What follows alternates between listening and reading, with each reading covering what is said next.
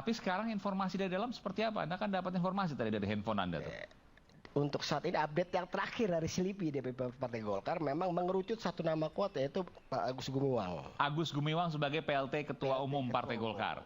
Oke, ini informasi dari dalam nih ya. Ya, Oke. PLT Ketua Umum. Oke.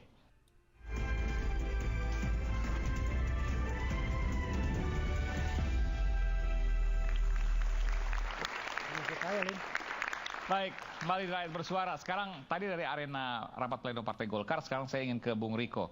Bung Riko rupanya udah punya bocoran siapa yang jadi PLT Ketua Umum Bung Riko? Belum saya sampaikan itu. Forum ini kan suara rakyat kan. Nah, berarti kapasitas saya mewakili rakyat Indonesia. Gitu loh. Jadi mau ngomong apa ini? Hah? Bukan wakil Golkar. Judulnya udah suara rakyat. Nah, Ya kan? rakyatnya Golkar. Rakyat Indonesia dong. Oke.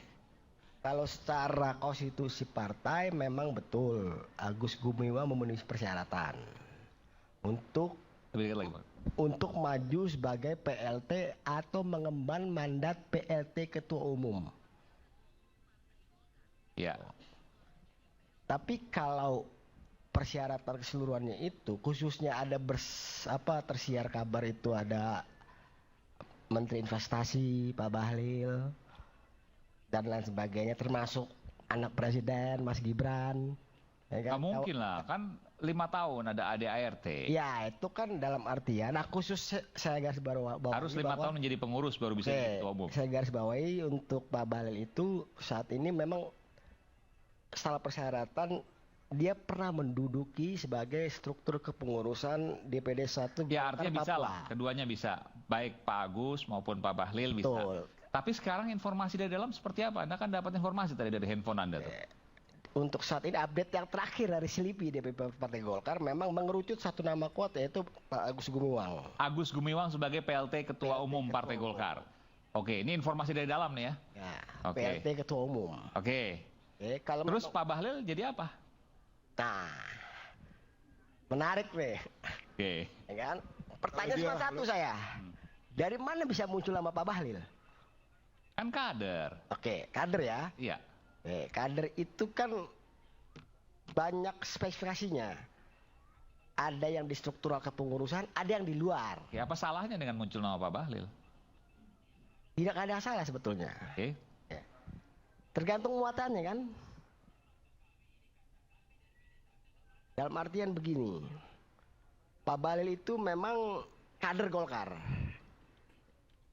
tapi sudah tidak efektif dengan sekian waktu.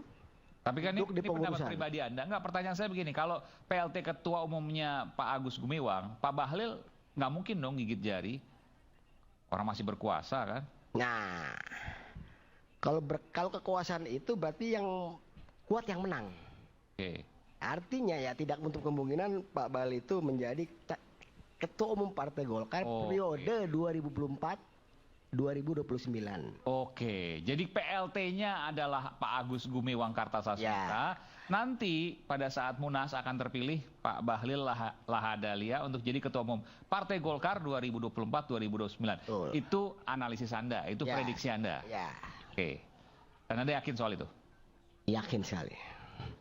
Dan Anda setuju juga soal itu? Kalau diputuskan berdasarkan konstitusi partai, saya harus patuh. Luar biasa. Gitu loh. Jadi apapun kekuasaan, awal dari kekuasaan udah diputuskan partai, Anda setuju? Ya. Kekuasaan itu kan bukan tidak ada masalahnya. Kekuasaan itu kan harus mengikuti dengan aturan juga. Tidak bisa semena-mena juga kekuasaan menabrak peraturan. Oke, baik. Sekarang soal Pilkada Jakarta. Golkar posisinya di mana?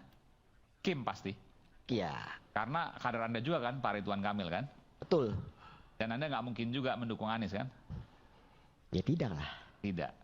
Nah oleh karena itu, apa yang diputuskan oleh Kim sekarang sudah tepat dan kemungkinan Anies tidak akan bisa berlaga di Pilkada DKI Jakarta. Dan itu merupakan angin segar buat Anda. Sebentar, kalau saya pribadi berpendapat, khusus Pilkada DKI Jakarta, dengan ada opini melawan kotak kosong, itu suatu kematian bagi demokrasi. Kan kotak kosong nggak mungkin ada, karena ada calon independen yang mungkin muncul. Nah, itu independen itu yang dilawan itu 8 atau 7 partai politik yang tergabung dalam Kim Plus. pertanyaan saya cuma satu. Yang mana yang menang? Udah pasti yang menang ya Kim Plus. Pasti yang menang Kim Plus. Pasti menang Kim Plus. Gerindra dan Golkar. Betul. Pasti. Kalau dengan Anies, yang menang siapa? Anies lawan Ridwan Kamil. Kalau berbicara data, Pilpres 2024 yang lalu, khusus DKI ini, Gerindra khususnya Capres Pak Prabowo Subianto hanya menang di 2 wilayah, yaitu Jakarta Utara dan Jakarta Barat. Selebihnya Timur, Selatan, Pusat itu PKS menguasai. Ketua DPD Gerindra. Iya.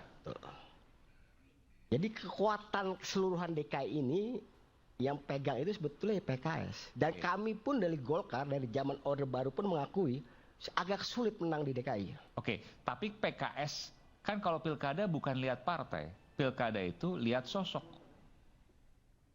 Ini ngomong apa sih ini orang?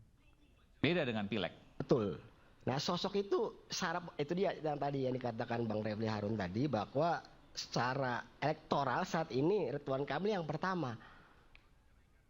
Tapi Anda meyakini kalaupun Anies maju, maka Ridwan Kamil masih punya kesempatan yang besar untuk menang? Belum tentu. Tergantung kendaraan politiknya. Kalau PKS memutuskan Anies. Oke. Kuncinya di PKS. Makanya sekarang PKS diajak untuk masuk ke Kim. Betul. Baik. Kita berikan tepuk tangan dulu untuk Bung Riko. Pertanyaan selanjutnya adalah apakah calon independen ini akan maju dan bagaimana kemudian ketika nanti ini kota kosong kita udah sepakati ya, sangat kecil kemungkinan terjadi. Yang mungkin terjadi adalah Ridwan Kamil karena sudah diusung oleh Kim Plus versus calon independen. Bagaimana kemungkinannya antara Ridwan Kamil dengan Dharma Pongrekun? Kita kembali saat lagi.